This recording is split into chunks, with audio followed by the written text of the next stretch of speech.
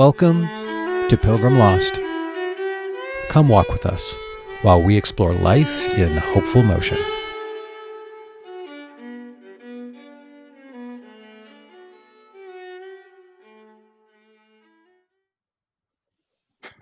Whoa! Pilgrim Lost. We're back, and oh my gosh, for those of you watching on YouTube, the screen is full of beautiful faces. I'm so excited about our episode today, where we're going to be doing pilgrimage Camino de Santiago 101 conversation with some veteran pilgrims and some soon-to-be pilgrims who are planning their trips. I'm excited. We got Lisa Klossner, my old friend who's actually been on the podcast before. She's back as one of our veteran. Lisa, how many times have you walked the Camino? I walked the Francis once all the way through, and then I did the Francis just 10 days through. The first 10 days. Mm-hmm. Nice. And you're hoping going to go again. Yeah. And this actually in September, I'm going on the Portuguese with my son. Phenomenal. And then for the first time, Carolyn Khalil, we're so excited you're here. How are you? Thank you. I am well. Happy to be here. And you have not yet gone, but it is on your bucket list as soon as possible. Is that correct? Yes. Lisa and I were slated to go this September, but we are not going to go now. But we're now slated to go a year from September. Okay. And thinking about it, planning for it, lots of questions, lots of ideas. We did a little virtual one once just for fun. And yeah. Yeah. And then producer Mark is back. Mark Portrait. Good to see you, producer Mark. Thank you, Tony. And remind us again, the day of when will you be taking your first steps on the Camino de Santiago? I leave the day after Mother's Day. So I will be feasting with all the mothers I love on May 8th, and then I will be departing on May 9th. So about a little less than 4 weeks. Fantastic. To kick off our conversation, I would like to read from 1,500 years ago. The sons of Korah wrote these words: "Blessed are those whose strength is in the divine, whose hearts are set on pilgrimage." And that will be the theme of our conversation. I want to start with a little lightning round where I'm going to fly through some questions and just get you guys to respond as sort of quickly as possible as we go. So I'll go Lisa, Carolyn, and then Mark on each one. First one is, what is your favorite Camino book or film? Lisa. Oh, It's the Way. It's the one that everybody loves. But I will say, actually, you know what? I need to retract that because I have seen I'll Push You. And to be honest, that one, I could watch that a million times. And they have been guests on your show. Yes, they have. Yes, they have. Carolyn. Yeah. Favorite A Pilgrimage to Eternity. Pilgrimage to Eternity. A Pilgrimage to Eternity. Well, I happened, and I'm not kidding, I didn't even plan this. I literally just looked over there. It's right here. By Timothy Egan. Egan. Okay. Lisa got it for me. And it's from Canterbury to Rome. So it's a different pilgrimage. Great. Love it. Pilgrimage to Eternity by Timothy Egan. And Mark, producer Mark. Oh, yeah. The Pilgrimage by Paulo Coelho. He's an Argentinian author. He wrote a book called The Alchemist, which he's most famous for. This is, if you ever wondered about Carlos Castaneda going on the Camino, this is the book for you. It's a crazy, crazy story. Lots of really wild adventures and kind of out-of-body experiences. So I really enjoyed the book. Fantastic. And it's on Mark's and my bucket list to get him on the podcast at some point. You'll know we have released podcast Euphoria. We can get him on the podcast. Okay, next question is, what is a moment the next time you go or the first time you go that you're most looking forward to when you think about it? I can't wait for this moment to happen.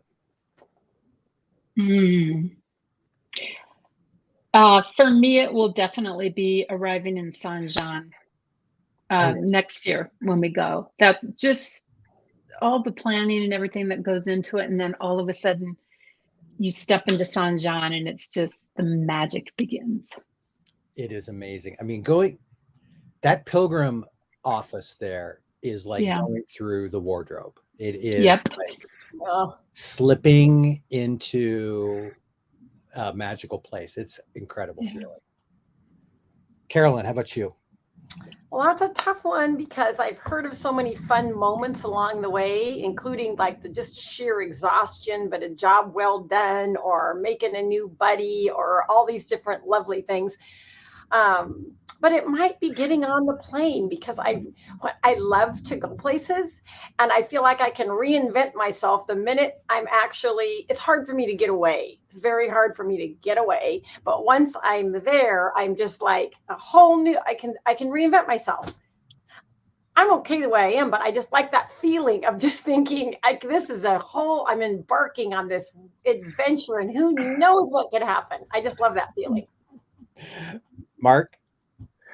Well, my first reaction was the luggage turnstile at the Biarritz airport to make sure my luggage actually shows up.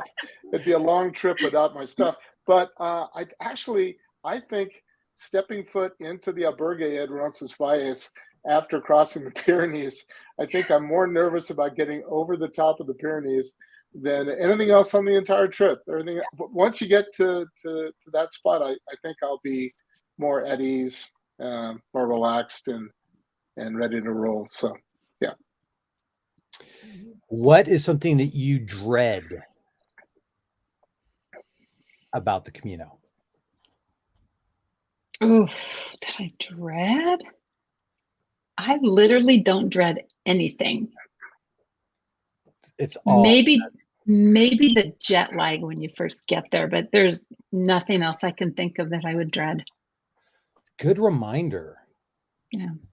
Last time it took me 2.5 days to get to the trailhead, and I was probably able to sort of kind of recover from jet lag, but this time I'm flying directly into the trailhead next when I go in September. By the way, I bought my ticket. Yes. I'm going Exciting. in September. Yeah. Walking the Norte. Exciting. I'm going to fly into San Sebastian and jump right on the trailhead and go. So sorry, that was all about me. Carolyn, something you dread? Injury. Yeah. Hands down, an injury. Okay, Mark? Yeah, I don't think I'm afraid of not finishing. I think I've kind of gotten beyond that. If that's part of the experience, then that's going to be part of the experience. And I'm not really obsessing over like complete and utter failure. But I would agree with Carolyn.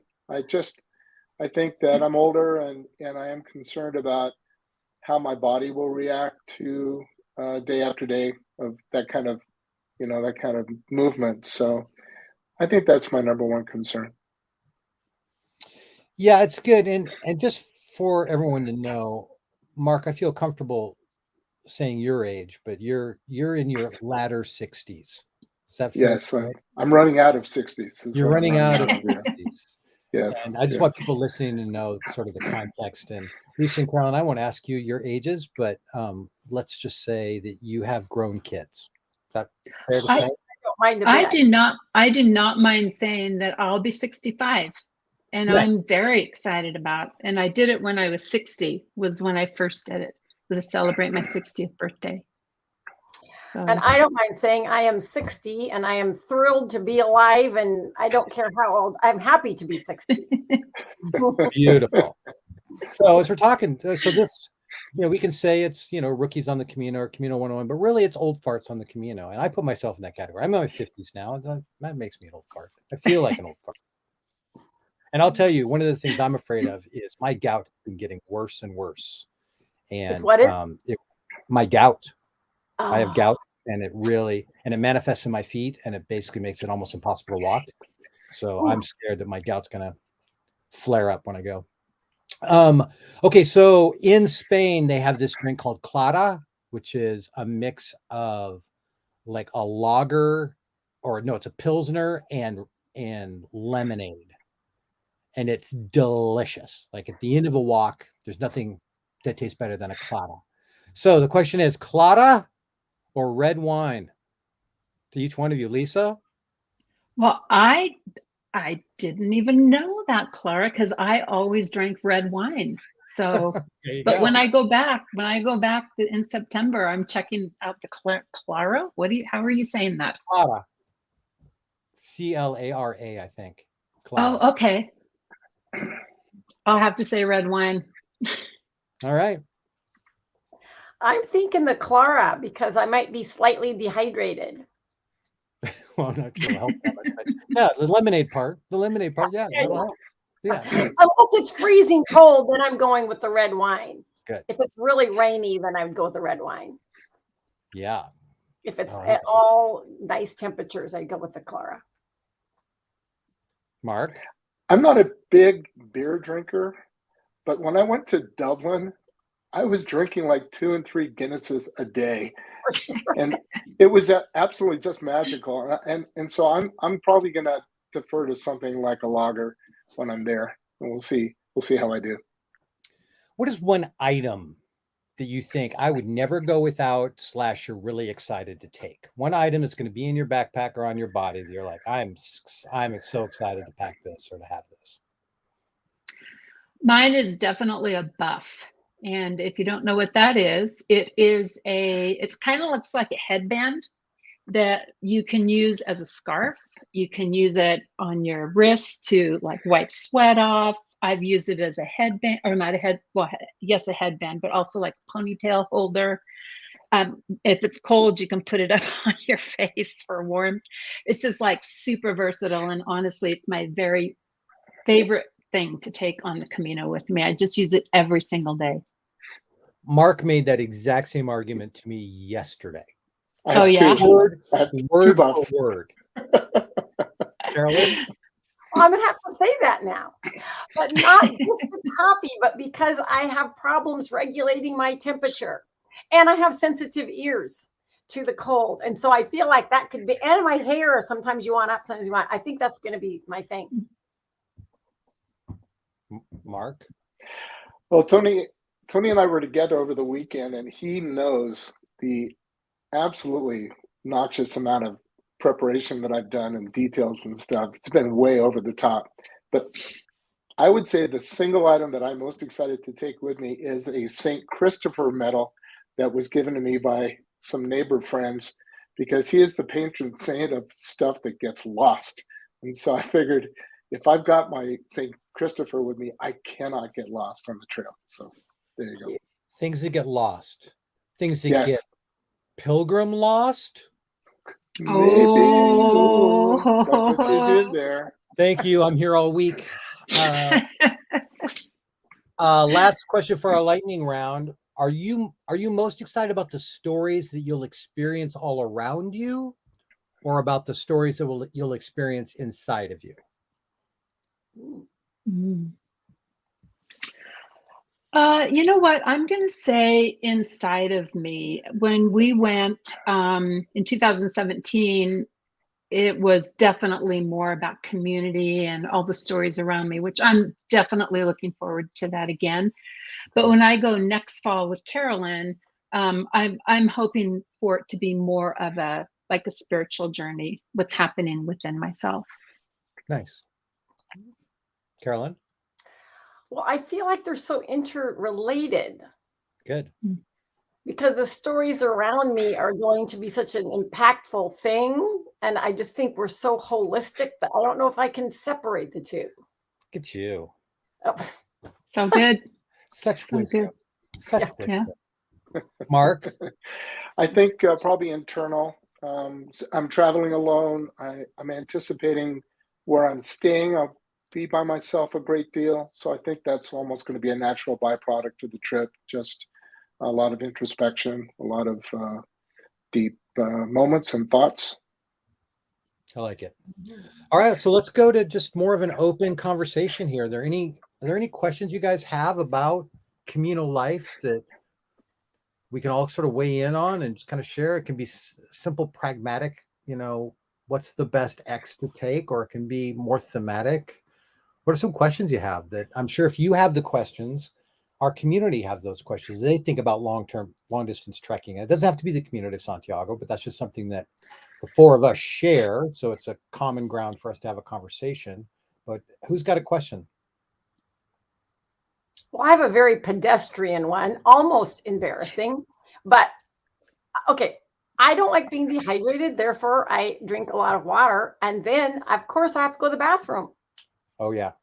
And so as I'm walking all day long, you know, people are on the trail. So you're probably not just going to go off the trail. Anyway, that's my question.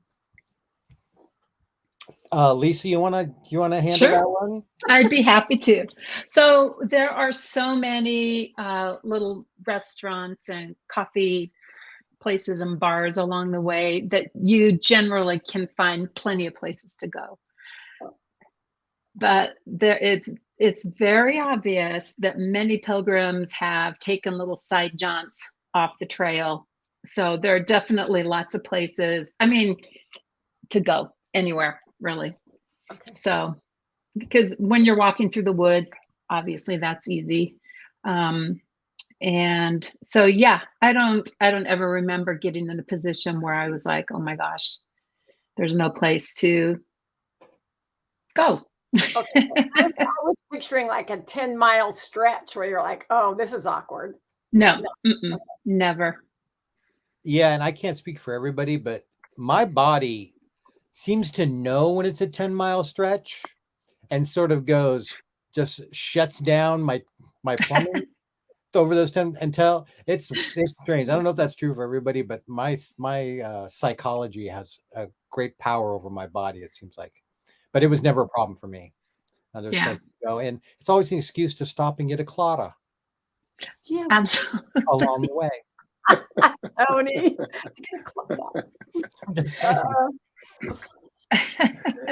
I have a question regarding language. I've been on Duolingo for many, many, many months trying to learn Spanish as best I can. All my middle school, high school Spanish has come back.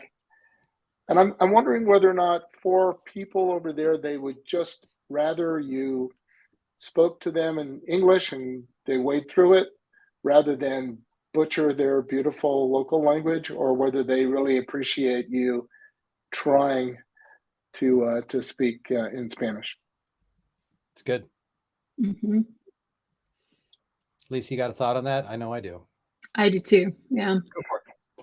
All right. Well, I have heard people say that they really appreciate it when you try to speak in their language. So because it kind of shows that you want to participate with them rather than I'm here and I'm American or whatever, and you're gonna listen to me in my language because it's the native tongue of the world, kind of a thing, But I do think that trying to speak, and my Spanish is very not that great, but I always could tell people would appreciate it when I would try at least to speak Spanish. Yeah, I mean, really any place in the world where I've traveled, and I've been to 60 countries, the one thing that I would say never do is just assume that English is the language. Like just walk in and just start talking at somebody in English, assumptive that they're going to understand because you're right. And that tends to be an American thing that most of the world, because we don't live in proximity with other countries the way that most people do, there can be an arrogance and a hubris that is very off-putting. It's one of the reasons why Americans have a bad rep. So humility on the end. I mean, some people are just very uncomfortable even trying to speak a foreign language, and people understand that. I think most people are very compassionate and empathetic, but to walk in with, I am so sorry, I don't speak Spanish. Is there any chance you speak English? Just lay out, like, I know that I'm the idiot in this scene and I'm willing to be the idiot in this scene. Mm-hmm. The other person inevitably will show great generosity. And even just like one word in the local language, if you just say, excuse me in Spanish and then go, is there any chance that you speak English? But even just the excuse me will give you, like Lisa was saying, will give you some credits, some relational credits. Lisa, would you agree with all that? 100%. Yep. Okay. Good one. Any other thoughts, questions, ideas? I've really been thinking about just meditation. And I think there's so much about long trekking when you're putting in 3, 4, 5, 6, 7 hours of walking in a day. How do you really sort of release your mind and your soul to do the work, or to do the contemplation you desire? Like, are there any practices or any 30 things that stand in the way? What are the hurdles to look out for? Kind of like we were talking about with the podiatrist about checking in with your body. Are there ways to check in kind of with your soul or your mind to double check whether or not you're in a state that maybe can do good, thoughtful meditation? I don't know if you guys, if that question is making any sense, but if any of you have any thoughts on that, I'm super curious. There's been a fair amount on the Camino Forum conversations about headphones versus no headphones. Right. And I was kind of curious because I think that kind of fits into what you're talking about there, Tony. Mm-hmm. What you and Lisa might have experienced over there regarding what was accepted or not, or frowned upon or whatever.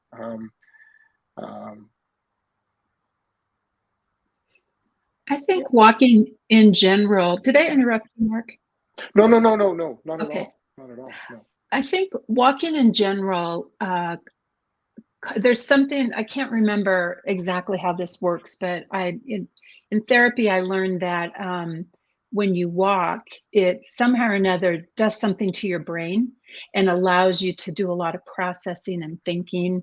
And so I know I walked the Camino. I didn't really listen to a lot of music or podcasts or anything, mostly because I kind of wanted to just stay open to, people who would want to come up and talk or whatever. But I think that just the walking naturally causes you to process and think and meditate and pray or whatever it is that you're wanting to do. It's great. Mm-hmm. Any thoughts, Carolyn, on that? Do you have any questions or any hopes? Well, just being outside. As soon as I get outside, it really helps me center and think outside of what's right here, because I have things going on right here all the time. And then just to get a little bit of a view of something else that is beyond me. Good. So that's I meditate well outdoors, which is one of the reasons why I want to do this. That's one of the reasons why I think this would suit me well, is because it's kind of my jam to get outside and move. Get outside and move. I like both of those a lot. Movement and outside in this kind of, perfect. Yeah, I think everyday life is, we tend to fall into two themes. One is a very small scope, like I'm in front of my computer all day, or I'm at my desk all day in the same space, in the same spaces. And then the other thing is that everything that I come in contact with, I'm sort of around all the time, or I see it every day. So I begin to be numb to even how beautiful it is. Like the tree in my front yard, I might forget how really beautiful that tree is, but because I see it every day, it become numb to its beauty or to the way it might want to speak to me as a human being.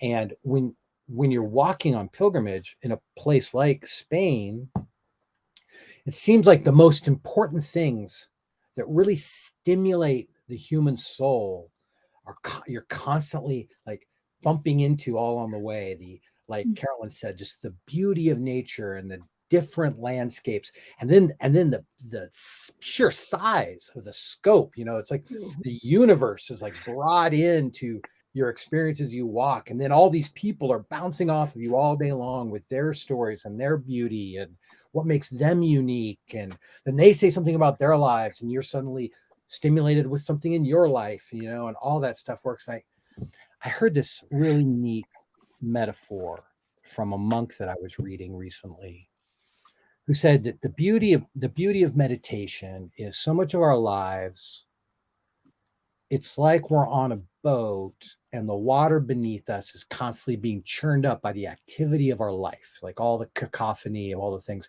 But when we're consistent or still on the water, like walking, that the sediment in the water begins to collect at the bottom, and suddenly we can see all the way down to both the treasures and the garbage that might be at the bottom of the pond of our life. And in this sort of consistent motion, we have a chance to see it. And then he said this really amazing thing that rung true of my experience of walking, of meditating. When you see something, be it a treasure or garbage in your life that you want to deal with, when you reach down to grab that particular treasure, you churn up the bottom again. And it takes another spell before it settles out enough for a new something to come into sight for you to process or think about, be it a treasure or something that's cluttered your life in some way. And I thought that was a really beautiful way to think about the internal life of walking and why it's so beautiful. But anyway, that was just something I read recently. Yeah, that's good. That's great. Any other thoughts on things to think about when walking the Camino, or questions in preparing to go? Yeah, I've got something in that regard, Tony, that I'd like to hear from the three of you guys about. I had a friend tell me fairly recently that they believe that the journey begins not when you step off the plane or head out from Saint Jean, but when you decide you're going to go. When you make the decision to go, your pilgrimage really is beginning, which I really liked. Along the way, before we go, and I think this could be helpful for people that are maybe watching or listening that are planning or thinking of going, the amount of information that's out there, the rabbit holes on YouTube that you can disappear into on everything from the pro poncho crowd to the pro rain jacket crowd. I mean, it's really wild. Yeah. So it's occurred to me that for me, I think I'm going to take this last month before I go and just watch no videos, read nothing on the forum. I've got my gear, I've got my route, I've got my bookings, and I think I just want to sort of try to get into a better frame before I take off, because there's a lot out there. There's just book after book after book, and it can be a bit much. It's good. Yeah, I agree, Mark. And I definitely prepared as much, if not more, than it sounds like you have. I think I packed and unpacked like 10 times my backpack. It was really pathetic. But yeah, I did the same thing. I did a deep dive into everything. I prepared for 2 years before I went. But I love that idea of yours of just taking the time to just like let what you've learned process, and let the things that feel like the gold or whatever in what you've looked kind of rise to the top. I think that's a really good idea. Yeah. Somebody on the forum, I'm sorry, Carolyn, go ahead. No, go ahead. I was just going to say, somebody on the forum last week, happened to be on April 1st, decided it would be really a fun idea to post that the French government had shut down the Napoleon route from St. John to resurface the roads and groom the trails, and it would reopen again in October. And people just lost their minds. And when it's the first thing I saw when I woke up in the morning, looked at my phone, and I thought, oh my gosh, I'm booked to stay at Orison, and I got to go to Val Carlos. I don't even know how. And then all of a sudden, somebody posted, it's like, is this an April Fool's thing here? And it was. And I thought, oh, that is just, I'm too deep into a hole here on details if that sort of thing's really bothering me. So yeah. Sorry, Carolyn. Well, no, I was going to say, I think that's great advice. I think that's true of a lot of disciplines even. If you're in a play or something and you memorize things and you're ready, you need to take a break. you know, I used to run a lot in my youth, and same thing. You got to take a break. You know, it's this ebb and flow of life, which is very challenging for me. So Right. that's good advice already for me, because I have a tendency to just keep going. And I do think it's that lovely respite just before that really is so beneficial to whatever you're embarking on. I'm going to have to remember that. That's a good word. That's great. And it's interesting. I've seen published online and in books meditations to do while you're on the Camino, but I've seen very few things about sort of structured, like internal life prep as you're preparing to go. And I think it'd be really interesting. And maybe it's out there. Maybe somebody could write in the show notes for us, do a response or emails if you know of a good sort of preparatory, like internal mind, body, spirit for going on the Camino. And to Mark's point about taking things too seriously and overreacting, for every person who says you must, the one thing you should never do is X, you'll find somebody else online who says the exact opposite about this. And I think the reality is there's no one way to do pilgrimage.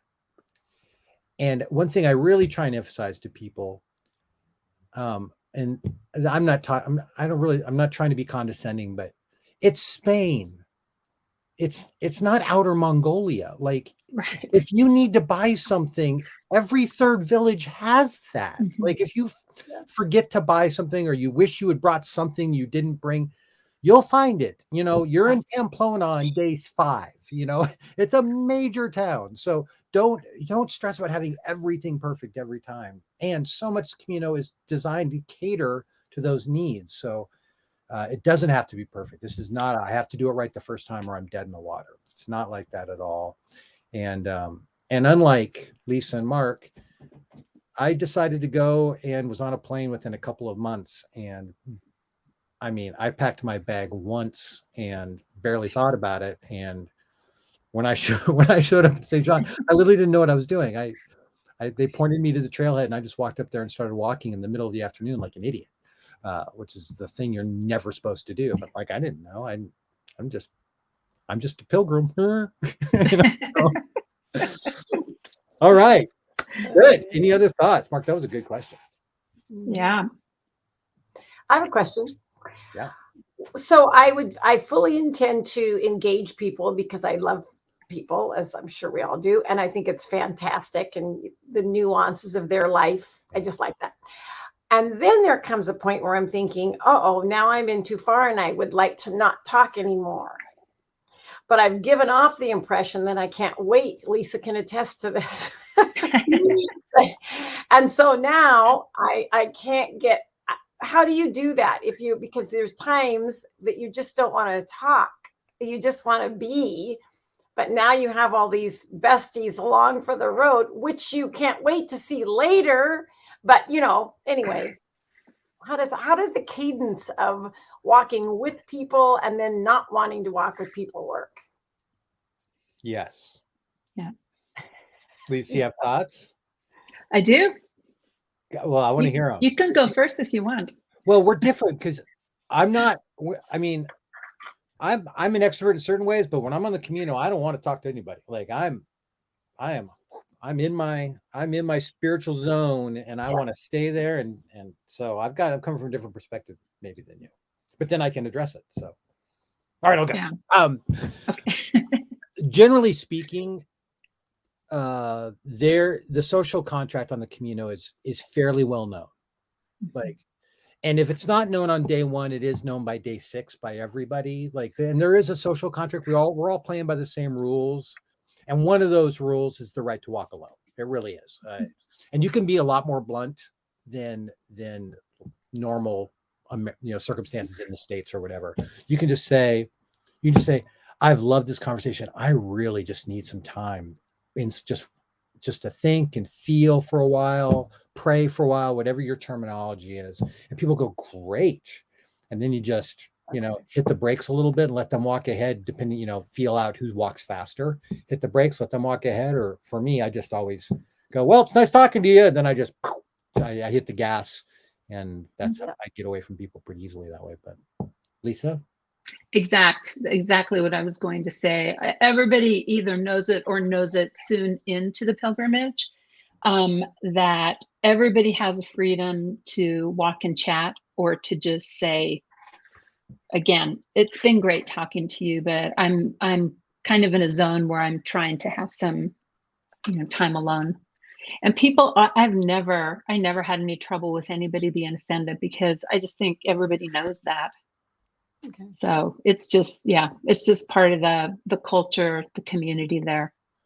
And I would say be blunt, because nuanced language doesn't translate really well, either regionally or particularly cross-culturally.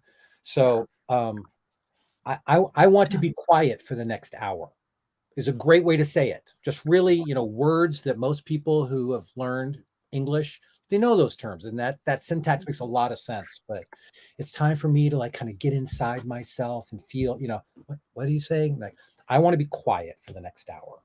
Yeah. And just be okay. And people, by and large, they just give you the benefit of the doubt. Yeah. Yeah. That's good. That is good. Mm-hmm. Good. Okay. What's next? I have a question for Lisa. If you're a person who has a lot of social contact in your life and you're over there on these long treks, how do you manage the solitude? What was that like for you, or if that's applicable? Yeah, as far as when you were walking, and just because I went with my husband and son, and we kind of had a thing where if we could either walk together if we wanted or not. And so there were a number of days I walked by myself. And I mean, I don't really think I talked to a lot of people on those days, maybe a little bit, but I just yeah, it was the same kind of thing where you're just walking along, and if people came up and wanted to talk, I would just say same thing. It was really great talking with you, but I'm trying to take a solo day today, so I'm walking alone. Mm-hmm. So is that what you meant? Yeah, and also just emotionally, what does it feel like to? I mean, we are, we're connected people Yeah. in this country and our culture. So we're texting back and forth, and we're chatting on the phone, and we're FaceTiming and Zooming, and then all of a sudden, wham, you're over there, and Right. you're hours and hours and hours alone.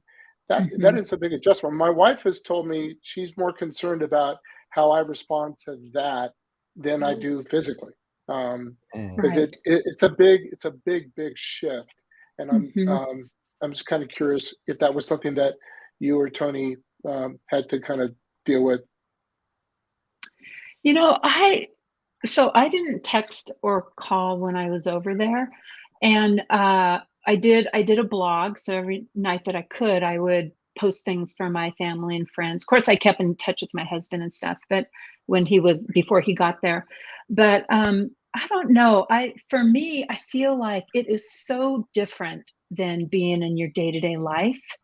And you're able to, at least for me, I was easily able to just get into the flow of pilgrimage and just, you don't want to be on your phone. You don't want to be checking Instagram or, texting with friends or whatever. You just don't want to, because it's just not the headspace you're in. So for me, yes, I'm super social, but it was very easy transition for me. Thank you. Yeah, it's one thing when you choose, like, today's going to be a quiet day, but there are days where the isolation is forced upon you, where you just find yourself walking, and you were kind of hoping you'd find somebody, and you don't, and sometimes you go hours without really connecting with them, and it is hard, Mark. I mean, I'm not going to pretend like it's not. There are times it's like in the silence, the demons, they raise their voices, and all the sort of self-talk can get very dark, and a lot of things can come up inside of you that's very painful, and but that's, I mean, a lot of that is part of it. It's a lot of it is it's sort of that hero's journey you need to go on, and the hero's journey is part of it. And there will be days when you are in the wilderness. There will be days that you are in, you're in the cavern, you're in the cave. There are these things that the hero needs to go through and the heroine needs to go through. And don't be afraid of it. Mm-hmm. And I also found it reminds me of one time when I was walking alone, and there was no one around me, and I was feeling not only lonely but also kind of vulnerable, because I was walking through this wooded area and feeling like, wow, I'm kind of really all by myself, and I feel a little vulnerable. And so, but I just obviously kept walking, and then all of a sudden I hear this music.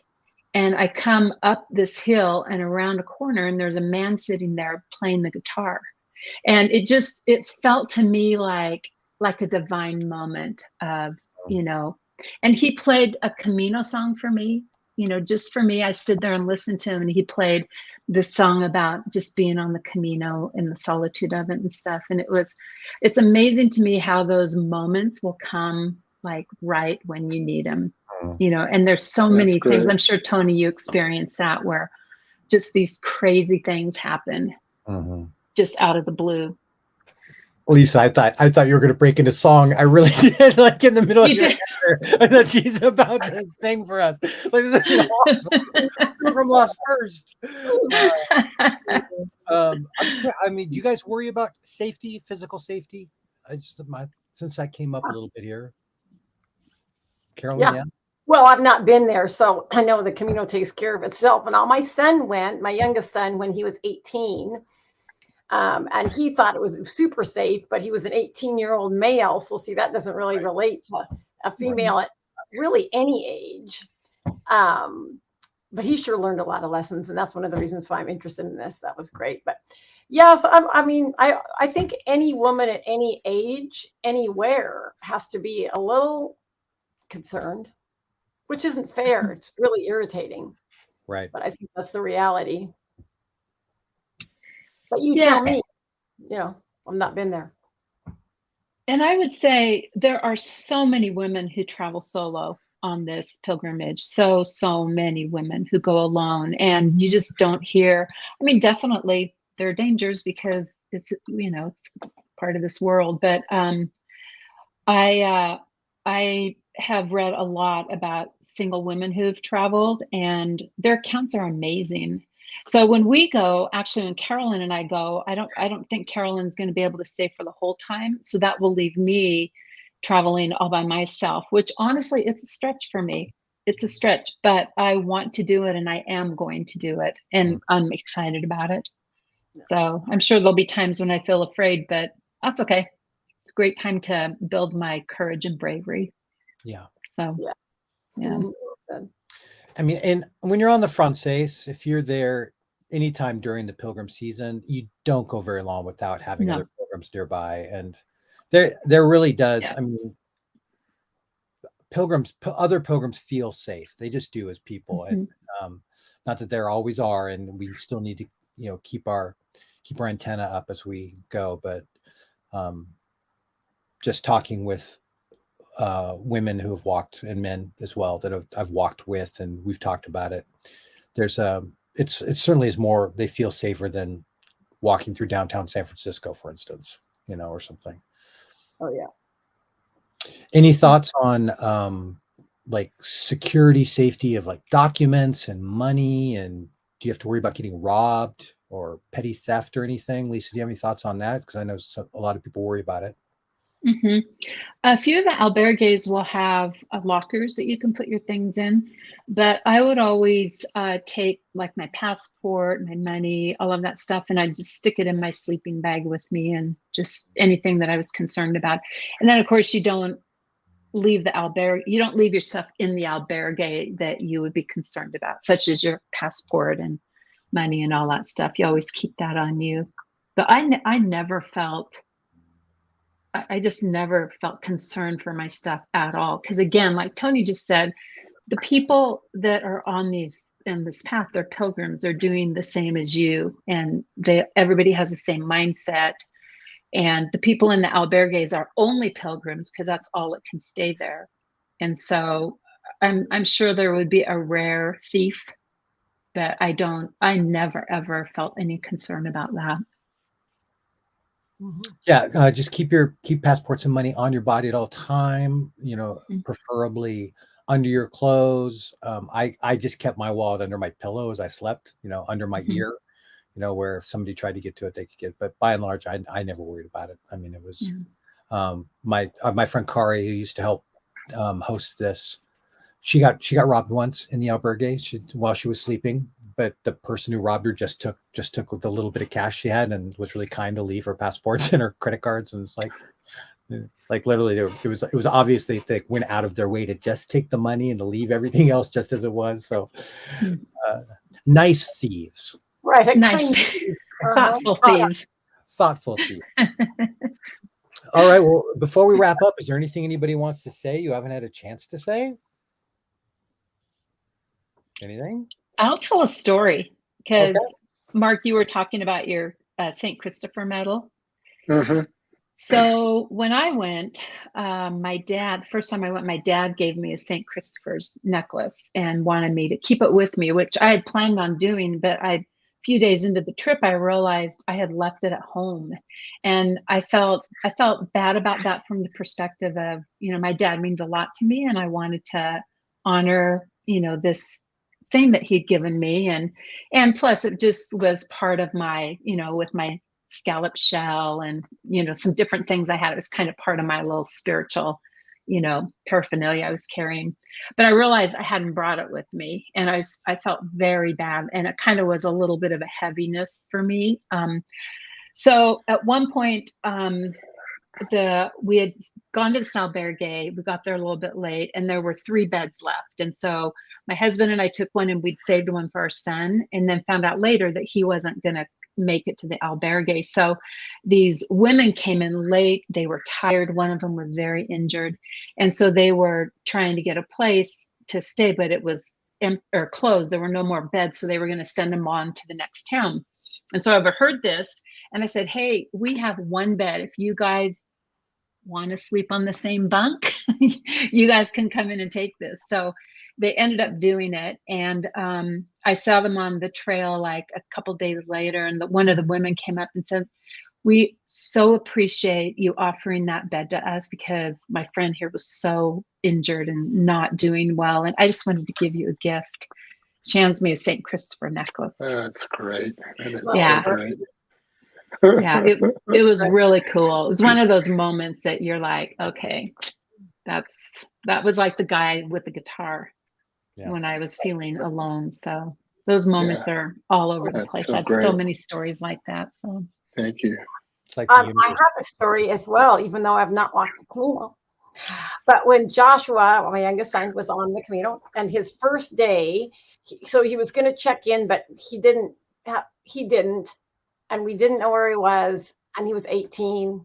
And I'm insanely in love with my children.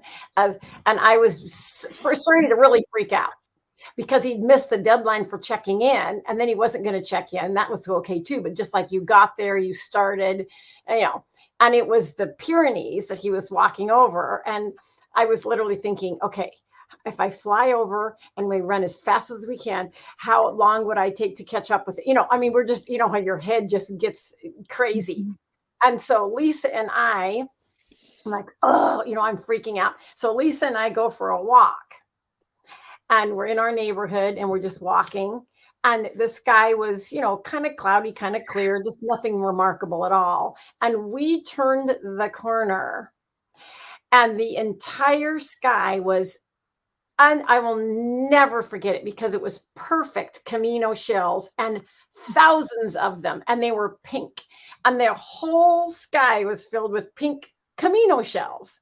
And right then and there, I was just like, this is so not for me to worry about. This is so not for me to worry about. It was unbelievable. Wow. Really. Mm-hmm.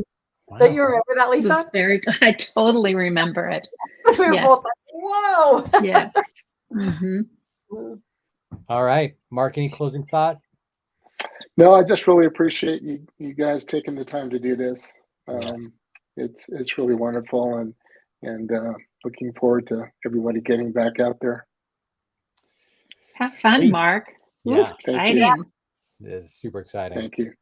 All right, Lisa, Carolyn, Mark, thanks so much for spending this time. A reminder, blessed are those whose strength is in the divine, whose hearts are set on pilgrimage. And this is Pilgrim Lost. Thanks to everybody for getting lost with us. Don't forget to connect with us on Instagram and Facebook at Pilgrim Lost and pilgrimlost.com. And if you're so inclined, patreon.com/Pilgrim Lost. Thanks so much. Thank you.